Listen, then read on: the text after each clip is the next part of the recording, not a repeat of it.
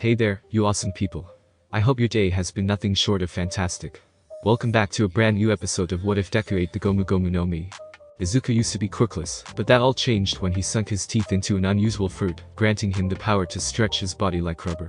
With this newfound ability, he's on a quest to become the ultimate hero. Don't forget to shower some appreciation onto the incredible author responsible for this fanfiction. The link is conveniently waiting for you in the description box down below. If you're totally vibing with this what if scenario, drop me a comment and let your thoughts be known. And while you're at it, don't miss out on other mind-blowing what ifs on this channel. Alright, without further ado, let's dive straight into this video. Pencils down, everybody. The last person in each row, collect the answer sheets and bring them here, ordered Shota as the bell rang to signal the end of the written exam portion. Thank you Yamomo, exclaimed Mina, full of excitement. Thanks to you, Midoriya, Kendo, and surprisingly Bakugo, I feel confident. I didn't leave anything blank, at least, grinned Denki, still got my back wingman. We should celebrate, cheered Mina. Not yet, we still have a practical portion, warned Izuku. If it's against robots, then we all got this in the bag, pouted Denki, plus, from what I've heard, they haven't changed it before. It would still be wise for us to use this time to mentally and physically prepare ourselves for the practical, advised Momo. Hi, pouted Mina, but we're so celebrating after this. Fair enough, nodded Momo. They all went home, doing only a light workout and stretching to prepare their body for what was to come. The day of the practical exam arrived, sooner than some thought would. Soon, all the students from both 1A and 1B were gathered at the practical exam area Central Plaza, all wearing their hero uniforms. So, how do you think you do? Asked Satsuka as she stretched her legs. Pretty well, you? Asked Izuku as he also stretched. Wonder why we're all here, though. Are we doing the practical together? Could be, hummed Itsuka. The other students were also holding some small talk when they saw most of the pro heroes of the UA staff appear before them. Now, we will begin the practical exam, declared Shota. Keep in mind that it is possible to fail this exam, warned Vlad. If you want to go to training camp and keep your seat, then don't make any stupid mistakes, finished Shota. There are a lot of teachers, noted Kyoko. I expect that you all have gathered information about this test ahead of time, and have some idea of what you'll be doing, hypothesized Shota. We're fighting robot warriors like at the entrance exam, right? Sang Denki in excitement. Fireworks. Curry. Test of courage. Cheered Mina, getting ahead of herself. Yay. Agreed Manga, using his quirk to create happy sound effects words. Don't forget bonfires. Added Satsuna. Too bad. Said a voice that originated inside Shota's capture cloth that was currently wrapped around his neck. A second later, Nezu popped out. For various reasons, the exam will be different starting this time. Denki and Mina froze while Manga had the words pop up above him that said wah, similar to the trumpet fail sound effect. Nezu went on to explain how they wanted to focus on person-to-person combat, and so, therefore, would be forming teams of 2 against 1 teacher with a little handicap. The conditions for winning were either defeat the teacher, handcuff them, or escape through the gate. In addition, the pairs have already been formed, thus not allowing the students to try to choose their own pairs. There will be some students from 1A teaming up with 1B, notified Nezu. This hasn't been done either, but we as a staff decided to do so, since we plan to get most of the exam done. Also, a few more heroes have decided to help us, and some even requested to do it. Some of which are already waiting at the exam area. From behind the students stood Best Jeanist, Edshot, and a few more heroes. Well then, I hope you'll all enjoy and pass this, grinned Nezu with a wicked laugh. As the pairs were announced, Izuku found himself with Nito, much to his disgust. Well, looks like the best of 1 is paired with little old me, said Nito with a swaggering voice as he swaggered to Izuku. Good luck, and try not to hold me back. Let's just get this over with, sighed Izuku as he walked forward towards the bus that would take them to their area with Shota. While a good half went on buses to their location, the other half were shepherded to another location to relax and rest up, though they weren't allowed to watch their classmates take the exam. Izuku looked around to see Chako had been paired up with Itsuka. Momo and Tsuyu were grouped up in the latter group. Giving a quick thumbs up to Chako and Itsuka, who replied with the same, Izuku soon found himself at an urban area with Nieto and Shota. On the way there, he received a text from All Might and Nezu. Quickly reading through the message, his eyes blinked in surprise at the content of it. It was a request from both of them that just for this exam not to use one for all. Izuku pondered about the request for a bit before deciding to accept it. Surely there was a good reason why, and it would allow him to focus more on his technique instead of brute forcing it. Shota lazily gave a quick explanation of the test parameters and the conditions of winning, as well as revealing what the handicap was. That looks like something I can use for training, pondered Izuku out loud when he saw the ultra compressor weights, wondering if he could get some. As long as you don't overdo it, yawned Shota, feel free to ask Hatsumi for some. The other teachers and I will be strapping weights equal to half our body weight. Isn't that a rather big handicap? Asked Izuku with curiosity. Shota ignored them before directing them to the starting point, which was the center of the area. Team Midoriya and Monoma, practical exam. Ready, go. Hearing the announcement, the two of them ran towards the exit. Hey, aren't you going to let me borrow your quirk? Asked Nieto, annoying Izuku instantly. When we get closer to the gate. You have a time limit with your quirk, so if you borrow it now, we're just wasting precious minutes, replied Izuku. Fair enough, hummed Nieto, frowning inside. Truthfully, he wanted to sabotage Izuku. Not enough to make him fail, or worse, drag himself down, but enough to make it so he looked better than Izuku. He saw the looks Itsuka gave Izuku, as well as Ochako, Momo, and Tsuyu. He could tell something was up between all of them. And if Izuku was playing with their feelings like a pimp, well, Nieto had no qualms letting Izuku fail. I think we're close enough, noted Nieto, having memorized certain buildings to let him know how close they were to the exit. Izuku stopped, looking all around him, including above him, before nodding in agreement. A bit away, Shota hid behind a chimney with a small grin. So many people failed to realize that when searching for someone to simply look up is part of the search. He couldn't count how many criminals he ambushed because they wouldn't look up. He had been standing on some utility poles, ready to silently ambush them when he saw Izuku starting to look up. Not taking the chance, Shota quickly jumped towards some buildings away from Izuku's sights. He mentally deducted points on Nieto for not doing the same thing. It didn't matter if Nieto copied Izuku's quirk anyways. He could just erase it with a glance. Also another deduction on Nieto on being so reliant on copying quirks. He would have to bring that up with Lad. Izuku held out his hand, urging Nieto to do whatever he needed to do quickly. It was here that things rapidly fell apart. As soon as Nieto grabbed Izuku's hand, he felt something completely off. Usually, when he copied quirks, he felt a rush of energy. This had been true for any quirk he copied. The only quirks he couldn't really copy were accumulation-type quirks, but even then, he still felt that surge of energy. Izuku's, on the other hand, burned him. It burned him so badly that when Nieto jerked his hands back, he saw his hands were red.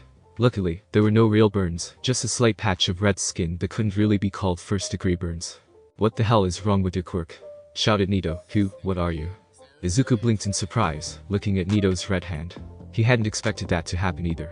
Then again, he was the only one in this world to have a devil residing inside him, having eaten a devil fruit. Perhaps the devil inside him didn't like what Nieto tried to do and punished him for it. Sorry, but I didn't know that would happen, apologized Izuku, truly sorry about it. He had been ready to apologize some more when his ears picked up something. It sounded like roof tiles being shifted. Realizing that they may have been spotted, Izuku tried to jump backward, trying not to stay as a stationary target. Unfortunately for him, Nieto wasn't done with him. Nieto grabbed Izuku's arm, not activating his quirk, preventing him from jumping away. "You're going to explain what the hell that was about?" demanded Nieto, his mind still in a rather panicky mode. This gave Shota the chance to wrap his capture tape around Izuku, jerking him upwards over some power lines he had let his capture tape go over. Izuku was soon left hanging in the air with his arms tied up to his side. Shota turned to deal with Nieto, only to see that he had already fled as soon as Izuku had been caught, causing Shota frown at this behavior.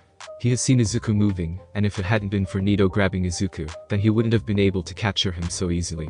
Yet instead of trying to help or take responsibility for it, Nieto had fled instead. Most likely running towards the exit without Izuku. "I may have a problem child, but at least he's not one to get another into trouble and just run away," muttered Shota as he tied the capture tape to a pole, while scattering call-tips all around Izuku. Izuku, on the other hand, was angry. Not only had he been caught, but the reason for it was because Nieto stalled him. As Shota pulled him up, he could already see Nieto already running away. He saw Nieto turn his head back, giving him a smirk and salute before turning the corner. Nieto was running towards the gate as fast as possible, with no regrets on his mind. This worked out perfectly for him. If the teachers asked, he would just say he judged the situation to be impossible to save and chose the correct path. He did slightly regret that he had panicked there, but that was that. "Now then, what to do with you?" hummed Shota as he threw more caltrips at the surrounding buildings, preventing Izuku from trying to grab them. "What can I do? I don't want to fail," gritted Izuku as he tried to think of a way out, looking at Shota. Suddenly, a flash of inspiration hit him. He had never tried using his quirk when Shota used his at the general vicinity. Izuku's quirk wasn't exactly a normal quirk, considering the rubber part came from a devil fruit, while One for All was a quirk passed down to him. He remembered the past predecessors of One for All combining it with the devil fruit. If Nieto couldn't copy his quirk, then maybe Shota couldn't erase it. Shota raised his eyebrows. Izuku managed to raise his leg up. What is he planning? Thought Shota as he activated his quirk, his hair rising up in tandem with it. Is he desperate? Or did he forget I can erase quirks? Shota's thoughts came to a grinding halt when Izuku's leg stretched as he kicked his foot towards Shota. Shota quickly dove out of the way as the kick crashed into the wall where he had just been standing. Shota stared at Izuku in shock and confusion, as Izuku was able to still stretch his other leg out, stretching it out while spinning in the air. The momentum and force behind it picked up the caltrops, sending them flying off the ground. Then, with both legs, he stamped the ground, pushing him upwards into the electric lines. Is he crazy? That's dangerous. Even in a practice stage, those power lines still have electricity in them that could shock a person, except he's made of rubber. He's immune to the shock, gaped Shota as Izuku broke through the power lines, ignoring the sparks of electricity hitting his skin. Izuku landed safely on the ground, looking up at Shota as he managed to pull the capture tape off him, as it wasn't tightly wound around him anymore. The hell? Uttered Shota as he readied himself once more. Even if your quirk is a mutation type, you shouldn't have been able to stretch under my quirk. How did you do that? Trade secret, Izuku automatically replied. Guess there's only one thing for me to do now. Shota immediately jumped back, expecting Izuku to attack him. What he didn't expect was for Izuku to turn and run away. Shit, cursed Shota as he quickly hopped up onto the power lines, running on top of it towards the exit. He easily found Izuku and immediately tried to capture him once more, only to find the target ever so elusive, taking turning angles that should have been impossible while bouncing off walls and poles. The chase only took 30 seconds though when a buzzer rang. Team Midoriya and Monoma pass. Izuku and Shota froze for a second before looking at each other. Follow me, I'll announce your grade when we get back, muttered Shota. Izuku glumly nodded as he followed Shota, his head and arms down by his side. As the duo approached the exit, they were met with a smug Nito. Yo, good distraction partner, mock Nito, you really did something useful. Get on the bus, ordered Shota, you'll get your grade later. Minutes later, they arrived back at the central plaza. It was there that Shota guided the two into a room and told them to wait. Monoma began to taunt Izuku once more, only for Izuku to completely ignore him. He couldn't help but feel the impact when Monoma once more pointed out that it was most likely that he himself would pass, while Izuku failed, because he did all the hard work. It was then that Vlad, Shota, Nezu, and All Might walked into the room with a serious-looking face. Usually we tell the students whether or not they pass the practical and the written exam the next day. However, Nito Monoma, explain to me right now why I shouldn't expel you for your conduct on the exam, stated Shota with a rather serious look. Nito stiffened up, his face pale at that statement. Whoa, isn't that harsh? Asked Vlad. You told me something went off on the exam, but why are you threatening to expel my students? Clearly you've coddled your students, spat out Shota. Monoma here sabotaged my student, leaving him as bait before running off to the exit by himself without a look back. Vlad coughed, looking at Monoma before back at Shota. Surely you're exaggerating. I can't imagine Monoma doing something like that. He's always about unity in my class. Specifically your class, pointed out Shota. He's always at odds with mine. But in this case, I saw it with my own eyes, and I have video proof. Shota pulled up a clip where Izuku had been jumping back to dodge, only to be pulled down by Nito. The rest was rather self-explanatory, with Shota stopping the clip after Izuku was yanked upwards. Monoma, whispered Vlad, unable to comprehend what Nito had done. It wasn't my fault. Panicked Nito, I was confused why I couldn't copy his quirk. His skin burned me when I tried to, see? I just wanted to know, I never meant to intentionally sabotage him. Nito stuck out his hand, showing his burns on his hand when he tried to copy Izuku's quirk. Perhaps not intentional, but accidental. You seemed quite content with that when you ran, replied Shota with his eyes narrowed. It seems to me that we will discuss this further, interrupted Nezu. Midoriya, your grade will be put on hold for now until further discussion. Monoma, I'm quite disappointed in you, as is your homeroom teacher. Nito looked up to see the disappointment on both their faces and looked back down, not wanting to see those faces any further. I cannot, in good conscience, expel you. After all, you are still heroes in training, and the fact that a quirk has burned you like this must have been a first. I've read and analyzed your quirk. You're able to copy any type, even mutations, growing such limbs for a few minutes. To have such a panicked reaction is understandable. Your actions after, however, are not. Not only did you not even attempt to save your teammate, but you left with a smirk, and from what Aizawa has told me, continued to taunt and mock him afterward. Your grade will be up to both homeroom teachers to decide whether you pass or fail. Vlad, if you can take him back for now, said Nezu. Vlad nodded and gently pushed Nito out of the room, closing the door as they left. Now I believe you had something else to add, asked Nezu, turning to Shota. Yes, nodded Shota before hitting play again. As you can see, I cannot erase Midoriya's quirk. Which leads me to the next question. Just what is his quirk? Is it even natural, or was it something artificially grafted into him, and made to look like a quirk? Nezu and All Might glanced at each other, debating whether to tell Shota the truth about Izuku's quirk. That it was artificial as it had come from a devil fruit. Speaking of which, Nezu had tried to find more of these fruits during his free time, or to see if there was someone who had extraordinary quirks but was unable to swim. So far, there have been no results. Before anything else, Midoriya, can you try using your quirk again under Aizawa's quirk? This time use all of it, instructed Nezu. Izuku blinked in confusion before realizing Nezu wanted to see if he could still use One for All in conjunction with his rubber body. He quickly spread One for All over his body, allowing arcs of lightning to cover him a little before stretching his fingers out, all under Shota's gaze, with his quirk activated. Much to his surprise, not even One for All had been erased despite Shota trying to erase something. I thought so, mused Nezu. I was curious if Midoriya's quirk could be erased or copied. Clearly neither works. As for how, that's private information that only a select few can know. All Might and Recovery Girl are aware of the full story behind Midoriya's quirk. As for young Midoriya himself, how would you judge his grade? As his homeroom teacher, I should be on a need-to-know basis, demanded Shota. And I am aware that you are able to keep your mouth shut, but this secret must be kept within a small circle. If Midoriya is willing to explain it to you, then it is his choice as it is his secret. I, as principal of UA, will not divulge a student's secret unless given express permission, replied Nezu. Shota glared at Nezu, then at All Might, then at Izuku, before sighing, fine. As for his grade, I would have graded as passable. Despite being caught, he was able to escape my trap, if only because of his surprise quirk factor. He maintained a moving unpredictable target, never allowing me to get a good shot to capture him again. I would have thought he would try to fight me one-on-one, seeing as I was handicapped as he also has a strength factor. I assume that one of you two told him not to use it for this test. Nezu and All Might whistled innocently to the side at this accusation, causing Shota to sigh even more. Do whatever you want. Personally, I'd have him retake it with another partner, preferably the one that I chose for him. You pushed for this team just to see if my quirk and Monoma's quirk would work, didn't you? I stated my reasons in our meeting, and everyone seemed to agree, deflected Nezu. Shota glared at Nezu before leaving the room. All Might let out a huge sigh of relief as he popped out of his muscular form, back to Toshinori Yagi. So what happens now? Asked Izuku in confusion. Personally, I would advise you to take the exam again, chimed in Nezu, but it's up to you. This is your choice, murmured Toshinori gently. Nobody would hold it against you. I want to prove myself, said Izuku firmly. The reason why I chose not to fight Eraserhead was because I wanted to make sure Monoma was alright, and he had the cuffs with him. But I barely did anything. Who will I be going against, and who will be on my team? Luckily there is one person that requested to be your opponent for the test, said Nezu. As for your teammate, I will tell you after everybody else is finished. Most likely we will choose someone who failed but was very close to passing. So for now, just go and get some rest. And not a word to anyone for now.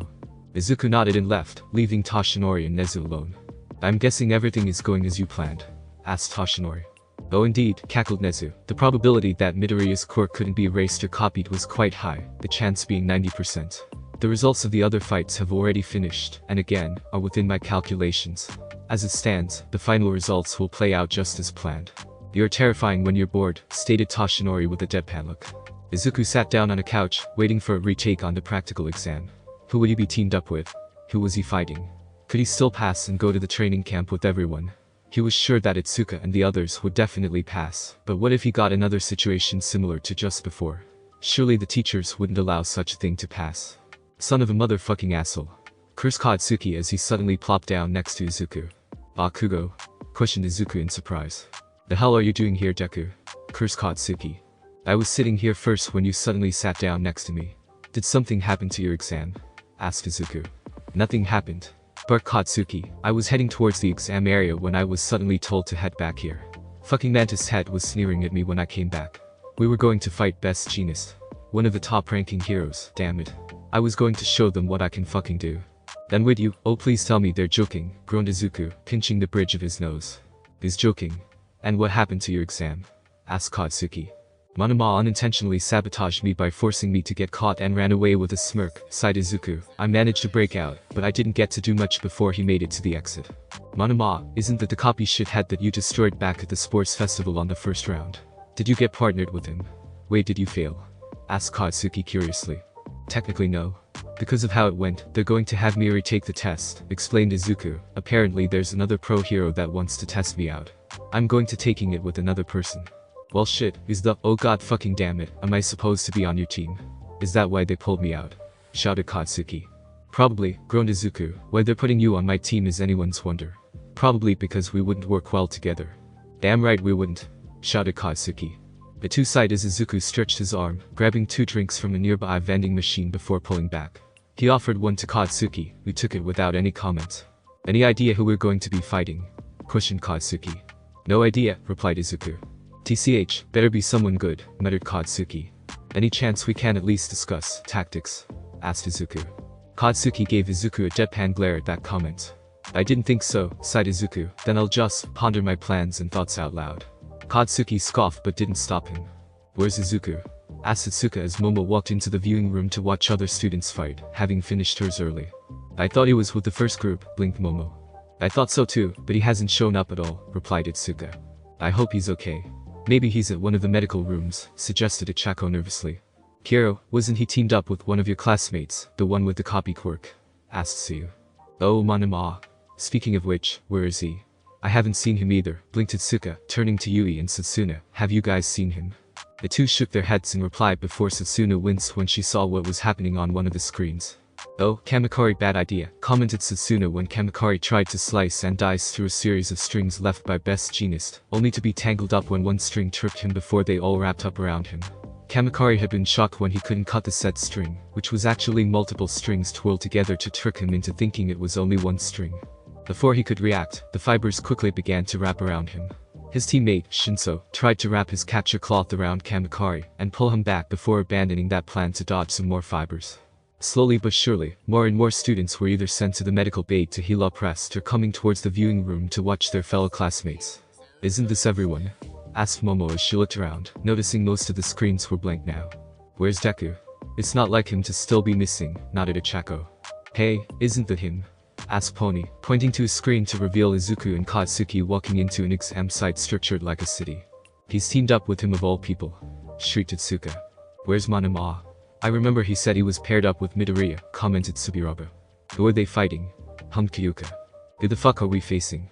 Cursed Katsuki as they were led to the middle by Nezu before he trotted away, stating that he wasn't the one facing them. Don't know, but we should start heading towards the exit, commented Izuku as he began to jog in that direction. Fuck you, why the hell should we run? I want to fight and beat my opponent, barked Katsuki, correcting himself. Because it's more likely we'll meet him or her at the gate, replied Izuku. Katsuki was about to reply before falling silent before finally trotting along, muttering, stupid logic. I would have gotten it too, Deku.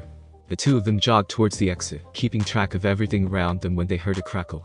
Immediately the two of them jumped to the sides, dodging a burst of flames that shot between them. So, you two at least have quick reflexes, observed Endeavor as he calmly stepped forward. Now let's see what you two can do. Izuku gulped as he calmly tried to analyze the situation. Katsuki had a malicious grin at the sight of Endeavor. Trade in number 4 for number 2. Hell yeah, he would take this. What is he doing there? Shouted Shoto in shock and anger. Whoa Todoroki, you're on fire, warned Tenya as wisps of flame came out from Shoto's left hand. Why is he here? Demanded Shoto, looking at Nezu, who had just returned. He requested to be the one to test Izuku Midoriya, said Nezu simply. I saw no reason to deny his request. If it worries you, we have All Might on standby in case Endeavor takes it too far. That, and along with a sizable donation that I may have had forced him to give to the school for this request, added Nezu with a cackle. Izuku winced as he felt his skin turning red despite dodging Endeavor's attack again and again. He tried to use shock waves against Endeavor, but unlike Monoma when he copied Endeavor's quirk, he merely tanked it or dodged it with barely a hitch, before countering with a bigger blast of flames. Katsuki huffed as his sweat glands were working overtime. His blasts of explosions were being negated by even stronger blasts of fire. The choice was either he cranked up the explosions past the usual limits or hoped that Endeavor would run out of steam first. Based on looks, it looked like that latter wouldn't be happening anytime soon. You boys are starting to bore me, stated Endeavor as he fired another stream of fire. Either do something new or I'll end this, whether by force or time. Izuku quickly glanced at the watch that Momo had made for him, noticing that 20 minutes had already passed. He began to rack his brain, trying to think about what they could possibly do. Do not think just because you fought a boy with a copy of my quirk that you can use the same tactics, berated Endeavor as Izuku tried to use Song Smash, only to be disrupted by a beam of fire that cut the ground, causing him to lose balance. Nar my son. Endeavor plucked Katsuki in mid-air without so much as a glance. It had tried to attack his face, and slammed him into the ground.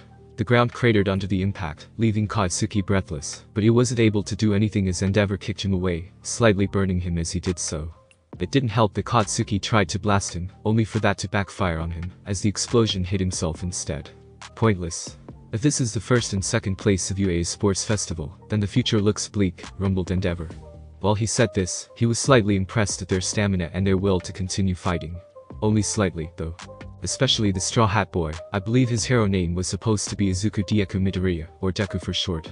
The fact that he able to move despite Stain paralyzing everyone with his conviction speaks much thought Endeavor. He wouldn't admit it, but after that, he would admit that perhaps he had judged Izuku too quickly, and should not have done that interview to air his little grudge. Particularly with All Might. Endeavor could tell that All Might had been giving him the stink eye ever since he stepped foot back in UA. Bakugo, this isn't working and we're running out of time, groaned Izuku as he stood back up. If you're thinking of fucking running, go fuck yourself, barked Katsuki. It is technically still winning, but that's not the point, sighed Izuku. We've been fighting individually, without really working together. We did it before against Stain a bit, we should do so again. I'm not following your lead, roared Katsuki. I didn't say I was going to lead. I was going to suggest that you lead and I back you up, suggested Izuku. Long as we can either cuff him or beat him, we still win. Katsuki slowly grinned as micro-explosions danced on his palms. Think you can follow up with me? I fought and worked out with you before. I fought with you against Stain. What makes you think I can't? Shot back Izuku with a smirk. If you boys are done talking, scat Endeavor before shooting another blast of fire at them. The two immediately dodged once again before blitzing towards Endeavor. Izuku quickly took the lead, forcing Endeavor to focus on him first. Izuku easily dodged before making sharp cuts towards his once more. This again, grunted Endeavor as he tried to track Izuku again. This move was certainly annoying as it was very easy to lose track of Izuku because of this bizarre footwork. Endeavor had countered by allowing his flames to expand all around him, covering a 360-degree range as soon as Izuku got close, forcing him to back off. Endeavor noticed Katsuki rushing towards him, using his blasts to accelerate himself. So instead, Endeavor fired another blast at Katsuki, who forcibly changed directions with another blast, shooting him sideways up in the air. Endeavor predicted this and already calculated where Katsuki would be heading, and the time needed to adjust himself to change again. However, Izuku suddenly appeared, grabbing Katsuki while spinning in the air before firing a Katsuki missile right at Endeavor. Endeavor started to lean back to dodge Katsuki's attack, only for Izuku to utilize that spin and stretch his foot out, crashing into the floor in front of Endeavor. The impact of the kick caused the cement under Endeavor to tilt upwards, forcing Endeavor to block instead of swing back. Katsuki roared as he fired an explosion right into Endeavor, sending Endeavor skidding back a little. Endeavor looked up, noticing the foot that Izuku had sunk into the pavement was still there, but quickly retracting Izuku. The retraction sent Izuku flying low towards Endeavor's knees.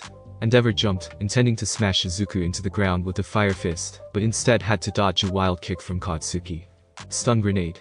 Right as Katsuki missed his kick, Katsuki raised his hands towards Endeavor's face, temporarily blinding him. Endeavor managed to close his eyes and cover his eyelids with his arms, before the flashbang hit his face, and fire flames from his foot to jettison himself away. Quickly flipping onto the ground, Endeavor managed to look up, clearing the bright flashes of light from his vision to see Izuku sending a barrage of fists towards his direction, but not actually hitting him, setting up for Song Smash. Foolish, roared Endeavor as he answered with a lit fist. Flash fire fist, jet burn. A stream of bright fire shot towards Izuku, melting the pavement as it traveled. It was easy to tell that this attack was much faster and stronger than Monama's attempt. However, as Izuku pulled back his arms to launch his attack, Katsuki landed right next to Izuku, pointing his grenadier bracers at Endeavor. Without hesitation, Katsuki pulled the pin right as Izuku launched his attack. Explosion smash. The combined attack clashed against Endeavor's attack, creating an explosion upon contact. Endeavor stood his ground, waiting cautiously for any follow-up attacks. As the dust cleared, he saw no signs of either boys anymore. They must have fled, concluded Endeavor as he realized that due to the fight, they had switched places. Instead of the exit being behind Endeavor, the boys had managed to maneuver themselves in between the exit and Endeavor, and use the attack as a smokescreen to cover their escape. Clever brats, muttered Endeavor as he shot forward. The reality of it, though, was that the boys were much lighter than Endeavor, who could withstand the explosion, and had been sent flying backwards towards the gate. Izuku quickly took a deep breath, expanding his body into a rubber ball, allowing him to bounce on the concrete floor before deflating and landing back on his feet. Katsuki fired a series of explosions to slow and control his descent onto the floor, still landing a bit harshly, though he rolled to help kill the momentum. Not what I imagined, but this works, coughed Izuku, noticing they were closer to the exit now to the fact they could see it. You can fucking go, I'm fighting Endeavor and winning, barked Katsuki as he stomped forward. You do remember that running through the exit also counts as winning, right? Asked Izuku, not to mention we're running low on time. Endeavor is number 2 for a reason. I doubt we can beat him with 5 minutes left. Or would you rather risk failing the exam and possibly losing a spot to the reserve student? Katsuki froze, his right foot still in midair, before grumbling and turning around. Let it be known that it was my choice, and my choice alone, grumbled Katsuki, stomping towards the exit. Suddenly, Endeavor crashed right in front of them, cutting off their exit. Before the boys could do anything, Endeavor grabbed both of them by their heads, and with a spin, hurled them into building in separate directions, with Katsuki to the right and Izuku to the left. Both boys crashed through the doors they had been thrown into. A few seconds later, Katsuki came blasting out of the building with a roar and a blast. Endeavor easily parried Katsuki's attacks, wondering why Izuku hadn't come out yet. As Katsuki tried to hit Endeavor's head with a jumping right roundhouse kick, Izuku burst out from the second floor of the building, with a 3-shelf bookshelf on hand, hurling it down at Endeavor. Endeavor had ducked under Katsuki's arc kick while simultaneously firing another blast of fire at the bookshelf, burning it into ashes. Katsuki's roundhouse kick suddenly stopped in mid-swing, positioning it right over Endeavor's head while twisting his body, so his heel was facing the sky, while his metal-tipped combat boot was facing Endeavor. Die. Roar Katsuki. He changed the direction of his kick, smashing it onto Endeavor's head. An attack like that would have barely phased Endeavor from Katsuki's quick change of attack, as it should have lacked the power. However, Katsuki had been able to make a small upgrade on his boots. Just like his bracers, his boots could also contain his sweat. At the heel and the tip of his boots were small holes built into the boot itself so it wouldn't stick out. And it was from the heel hole that an explosion came out, accelerating Katsuki's kick downwards so fast that Endeavor hadn't been able to react to it. Endeavor was temporarily stunned from the attack before managing to shake it off, jumping back to prevent Katsuki from trying to follow up. By doing so, though, he jumped right into Izuku's stretched out body. Endeavor found his arms, legs, and chest being wrapped around by Izuku's arms and legs. Foolish to think this can't. Started Endeavor as his body began to heat up, only to hear an audible click sound that interrupted his thoughts. Endeavor looked down to see a large handcuff snapped onto his arms that had come from Izuku. Normally, such a thing wouldn't have even stopped him at all as he could have just melted it, but then the loudspeaker crackled. Team Midoriya and Bakugo pass. Endeavor blinked, thinking what could have caused them to win as Izuku unwrapped his limbs around Endeavor, collapsing on the floor. They didn't pass the gate, they didn't knock him unconscious or disable him, all they had done was put the cuff on his arm. This is what's considered passing? Questioned Endeavor angrily. Wah. That's enough Endeavor, voiced All Might, putting his hand on Endeavor's shoulder. Respect the rules. These boys caught you. Endeavor glared at All Might for a second before shrugging off the hand, stomping away. Good work children, laughed All Might boisterously. Now then, let's get your injuries treated by a recovery girl before anything else. Izuku could only numbly nod before Katsuki barked that if they had some more time, he could have taken Endeavor. He was angry that Izuku had ended the match with a capture, but considering the fact they only had less than a minute on the clock, he didn't focus on that too much. The students all made it back to their respective classrooms, awaiting the final judgment call. A few of the students were looking down nervously, hoping they didn't fail. They had all managed to either have someone pass through the gate or capture the villain, but some of them had been caught. The classroom door of one opened, revealing Shota with papers. Everyone immediately sat down in their seats, nervously waiting for the verdict. Good, you're learning not to waste time, said Shota as he walked up to the front of the class. As for the results, congratulations, you all passed both the written portion and practical portion of the final exams. Not that it mattered since you'd all be heading to the summer training camp anyways. Most of the class shared in excitement that they had all passed before pausing for a second at Shota's statement. Say what? Exclaimed Denki. Shota began to explain the purpose of the exam, as well as the logical ruse planted inside the exam, to push them harder. Though mentally in his mind, he personally thought that Endeavor hadn't done so, but the boys passed, so no harm done there. Though to be honest, Ashido, Kaminari, Kirishima, Aoyama, you four were very close to failing your practical, warned Shota, causing those four to look down in depression. Fortunately for you four, you still passed. As for the written portion, Aoyama, you need to shape up, otherwise, you might not last. Okay, pouted Aoyama, no longer twinkling for a bit. I'll be handing out the lodging guides now. Yorozu and Midoriya, if you could pass these out and go over the general details of this camp while I go take a nap, ordered Shota as he placed the packet down onto his desk. He immediately curled up into his sleeping bag and took a nap at the corner of the room. The class began discussing about the camp trip before deciding to head to the mall tomorrow to purchase whatever they needed for the trip, considering they had the day off. You guys are heading to the Kiyashi Ward shopping mall tomorrow? Asked Satsuka as she met up with Izuku, Momo, Achako, and Tenyo on their way home. I'll see if Yui and the others want to come too. I need to buy some hiking boots from what it sounds like. I'll probably make a list tonight. Indeed, it is good to prepare ahead of time. Nodded Tenyo. Anyone from your class fail? Asked Sasuna, popping her head over literally. I thought Kamikari and Tetsu were in danger considering they did fall into a trap. Though I guess being able to escape out of it and passing the exam, in the end, helped them out. Only Monoma failed, and Kansas-sensei seemed really disappointed at Monoma. I guess they didn't show what happened, thought Izuku, a good thing, too. I really didn't want to explain how my powers still work even under Aizawa-sensei's erasing quirk. The next day. And so, here we are. With the most stores in the prefecture, the newest and coolest, most advanced, it's the Kiashi Ward shopping mall. Exclaimed Mina in excitement as the majority of UA's hero students stood near a clock tower where they agreed to meet up. They garnered quite a bit of attention from some fans who still remembered the sports festival.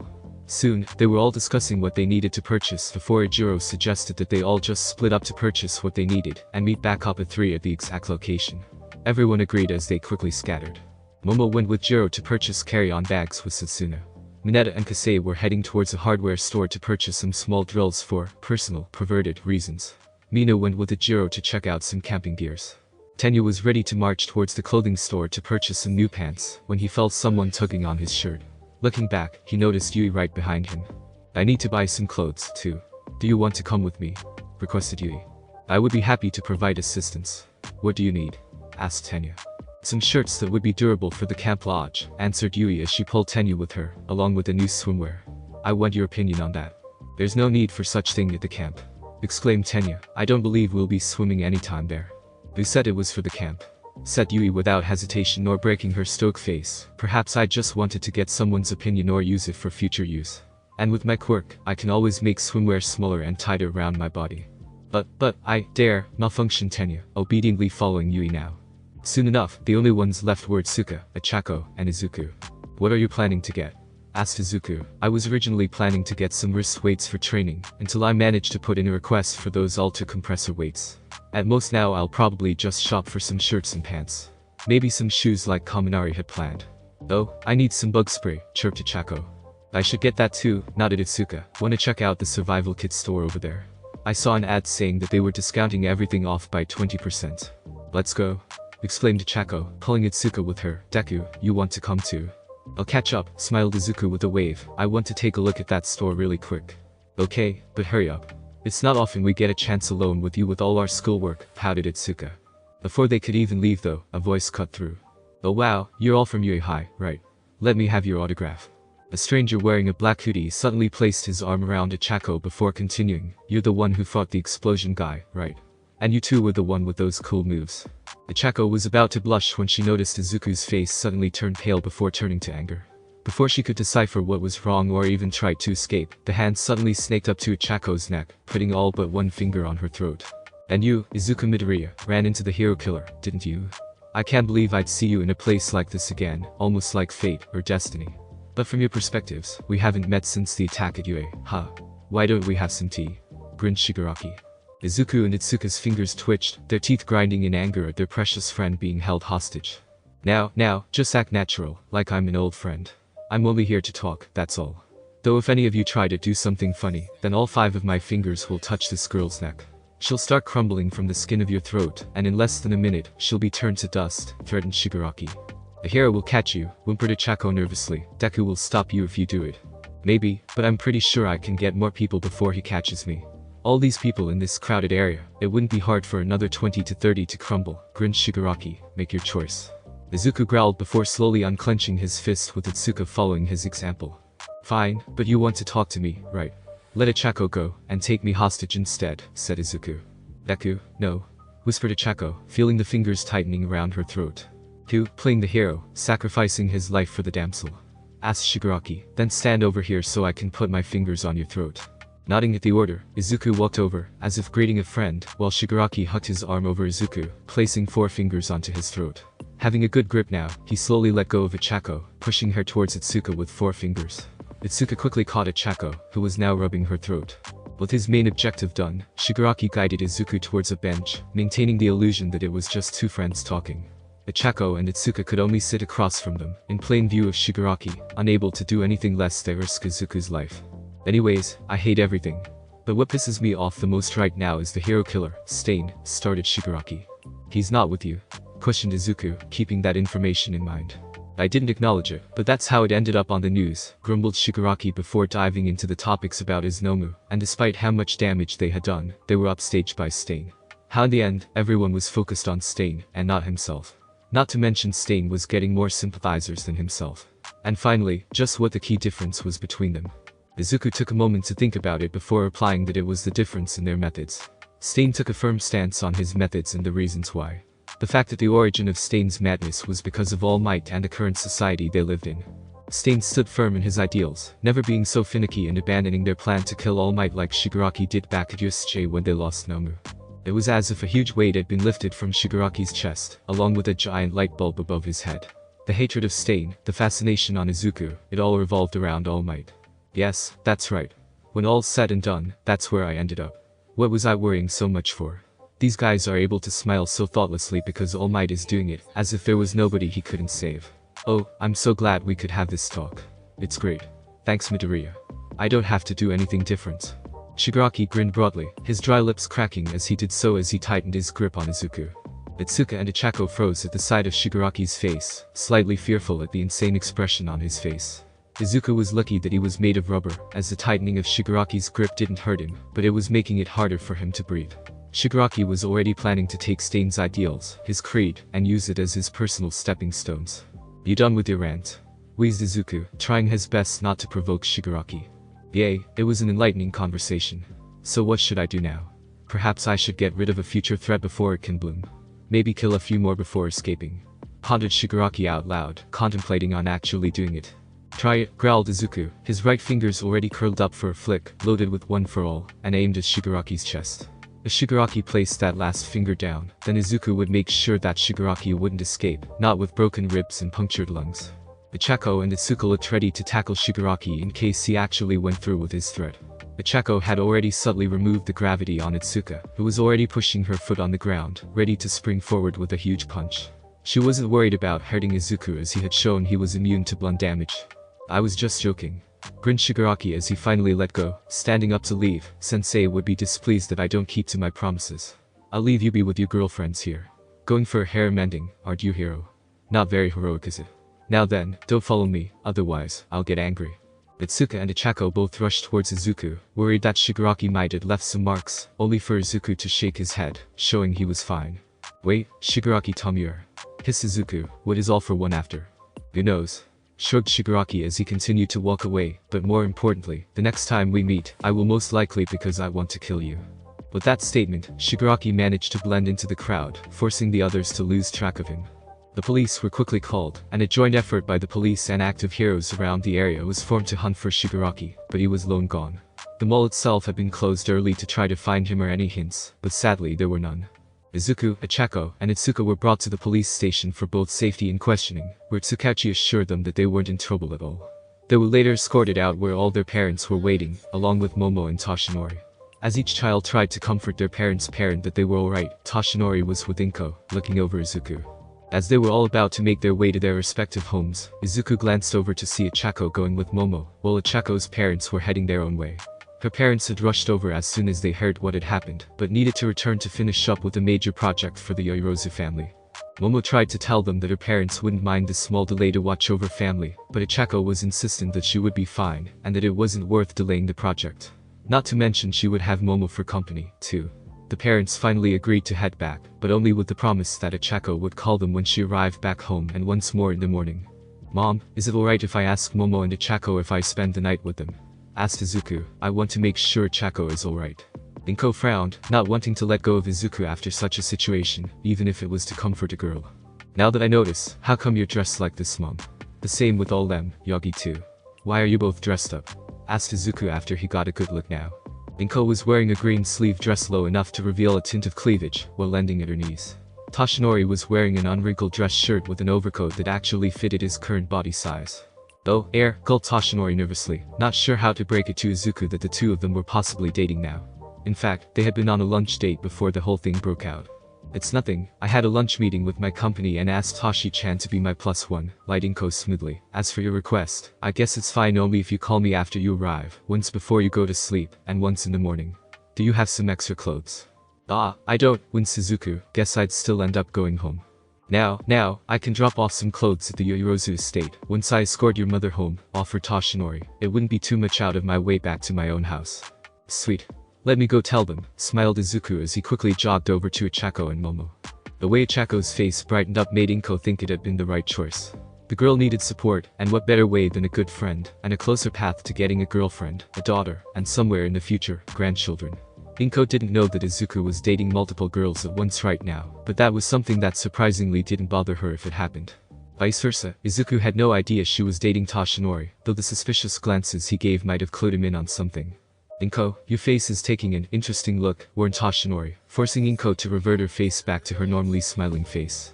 "Let's get home," suggested Inko, "but we should stop by somewhere to pick up dinner. I'm kind of hungry for something salty. And while we have someone to drive us, perhaps we can get to know each other a bit more intimately." Toshinori could only pull on his collar, nervously excited about that. "Here you go, Midoriya," said Toshinori as he passed him the suitcase that Inko had packed for Izuku. "Thanks," thanked Izuku as he took the suitcase, looking back at the manor where Momo, Ochako, Itsuka, and Tsuyu were at. As soon as Itsuka had heard that Izuku was going to sleep over, she instantly convinced her parents to allow her. Tsuyu had done the same thing, which was lucky as they had finished their latest business trip and would be at home a few days to take care of the younger siblings. "It's not a problem," nodded Toshinori, mentally going back to when he saw Izuku's room. There was so much of his merchandise that he had a feeling it could compete against Night Eye's collection. Once again, he winced at that thought. He had yet to contact his old sidekick, out of guilt, fear, and doubt. "Did my mom pack my clothes?" asked Izuku as he placed the suitcase down, opening to see his clothes, as well as his All Might Onasi's. "PFFT, snickered Toshinori, seeing the sight of that. "Shut up," muttered Izuku before his mind flashed back at Shigaraki's words, "All Might, were there times when you failed to save someone?" Toshinori looked back at Izuku before sighing, "Of course. Many times, even now, somewhere in this world, there is someone who is hurt, who needs my help. Yet for all I can do, I'm only human. I can only be at so many places at once. But that is why I stand and laugh. To be a symbol of justice that lights the fires in people, heroes, and even villains." Toshinori gently rubbed Izuku's head, "And it is this symbol that I believe that you can become, perhaps even greater than me. Now go back and get some sleep. You need it." Izuku nodded as he packed up his suitcase and ran back to the manor. "You know, I should be freaking out about this, but for some reason, I'm not," chimed Ochako as she laid in bed with Momo and Izuku on both sides of her. Itsuka was behind Izuku while Tsuyu was behind Momo. All of them were currently on Momo's Texas king-size bed, laying there quite comfortably, all wearing pajamas that appropriately covered themselves. "Well, we did go through that," sighed Itsuka, "wish I could have just punched that guy's face. What's happened is done, and that we're all to safe," sighed Izuku, scratching his neck. It hadn't been comfortable knowing that Shigaraki could kill him with just a twitch of his finger, but it wasn't something he had been willing to let Ochako suffer through. Especially at the end during his rant, his fingers had started to squeeze harder on his throat. If it had been Ochako in his place, he was sure that she would have had bruises on her throat. "Still, are you alright?" asked Izuku. "I'm safe, thanks to you," nodded Ochako with a smile, but Izuku could see through that fake smile. "Are you alright?" asked Izuku once more slowly, tilting Ochako's head to look into his eyes. Ochako had been about to reply that she was fine once more when she saw the look of concern in Izuku's eyes. That broke the damn gates that Ochako had been holding back as she began to cry, clutching onto Izuku like a lifeline. "I was so scared," sobbed Ochako. "I was scared for my life, scared for my parents not being able to give them the life they deserve, and scared when you took my place." Izuku merely held her head to his chest, letting her cry it all out. Momo placed a tender hand on her shoulder, comforting her as she gently rubbed circles on it. I was so helpless," continued Ochako. "I couldn't do anything, and in the end, you had to risk your life for mine. I was so weak, I don't think I even deserved to dad." "SHH, silenced Izuku, already knowing where Chako's mind was heading towards. "Don't say that at all. You're not weak. You went toe-to-toe against Bakugo without hesitation, and even made him acknowledge your strength, which is something that's very rare. I know that you're strong and compassionate. Shigaraki caught us all off guard. I blame myself for not catching him in time before he grabbed you." "I do too," sighed Itsuka. "It wasn't your fault," whimpered Ochako. "Wasn't any of your faults. Next time, though, I'll show him not to mess with any of us. We'll all show him and his league of villains that we heroes will bring them to justice," finished Izuku, "so don't blame yourself. Use this to motivate yourself to never find yourself in that position again." "I certainly am." Ochako nodded as she slowly fell asleep, still clutching onto Izuku. The others all fell asleep soon afterward. Soon, the end of the first term came to a close on April 20th. The training boot camp hadn't been cancelled, but rather relocated to a different location that none of the students would know until they actually arrived, so as to throw off the villains, in case they wanted to try to attack them again. Summer vacation was upon them all, consisting of 40 days of vacation time. However, the heroics course would be working through the summer vacation, but they were at least allowed 7 days off before they would be attending the training camp on the 27th. Izuku had been walking out of the classroom, having finished up his duties as vice rep for the class, when he saw Toshinori carrying luggages with him. "Ah, perfect, just who I wanted to see," exclaimed Toshinori. "Will you be busy in the next 3 days?" "Not that I know of," hummed Izuku, who had planned to use those days to take the girls on individual dates. Good. Now then, I'm heading to Island for the Expo as well as some personal business, and I was hoping you would come with me. I received an invitation, and I can bring a +1. Island? Wait, you can't mean that Expo Izuku nearly shrieked. The world-class exposition showcasing the research and development of Island, where they lead in quirk development. I'd love to go. Good, I've already informed your mother about the trip, and she said you can go. And, we kind of have to leave immediately if we're going to catch our flight. Don't forget your hero suit, I already have your other clothes with me from your mom, said Toshinori nervously. Say what? Thanks for listening. I do hope you enjoyed. If you want the next part of this video, like, subscribe and comment down below, and turn on the bell notification. And also check out other videos that I have created and enjoy. See you in the next video. Peace.